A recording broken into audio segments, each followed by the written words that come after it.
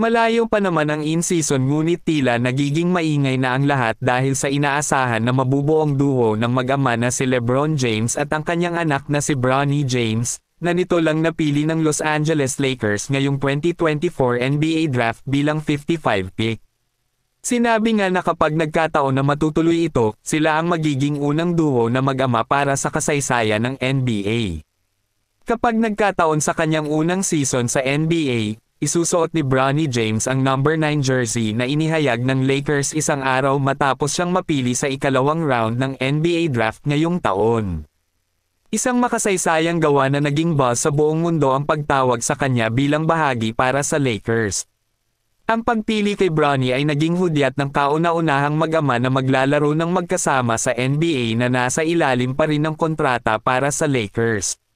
Gayunpaman hindi pa rin nakuha ni LeBron ang kanyang player option na nagkakahalaga ng $51.4 million para sa 2024 hanggang 2025 season, ngunit ang pagpili kay Bronny ay maaaring baguhin ang desisyong iyon sa isang positibo para sa Lakers. Na pinabura naman agad ni Rob Pelinka na gagana bilang magkasama ang mag-ama na gagawa ng kasaysayan sa NBA.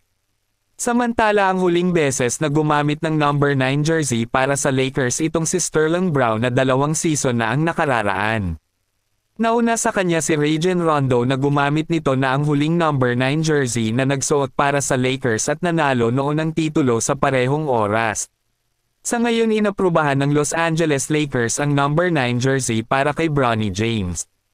Mainit naman ang usapan patungkol kay Paul George na maaari daw na umalis sa koponan ng Los Angeles Clippers. Ngunit lumabas na nais umano ng LA Clippers na sobrang panatilihin ang all-star guard na si Paul George na hindi papayag na umalis ito para sa kanila. Sinabi ni Clippers President ng Basketball Operations na si Lawrence Frank na ang koponan ay may patuloy na pakikipag-usap kay Paul George at sa kanyang ahente na si Aaron Mintz. Maaaring pipirmahan ng Clippers si George ng palugit na hanggang 4 na taon sa halagang $221 million, ngunit ang dalawang panig na ito ay hindi nagkasundo sa loob ng ilang buwan. Nahumantong nga sa usapang mapupunta si Paul George para sa ibang koponan. Kung walang extension na maaabot bago ang deadline sa Sabado, si George ay maaaring maging isang libreng ahente o mag-opt-in sa kanyang deal. Kahit na mag-opt-in si George sa huling taon ng kanyang deal, maaari pa rin niyang subukang makipag-trade out sa Clippers sa ibang koponan, at ito ang tila hindi nais ng LA Clippers na humantong sa sitwasyon na parang matatalo sila.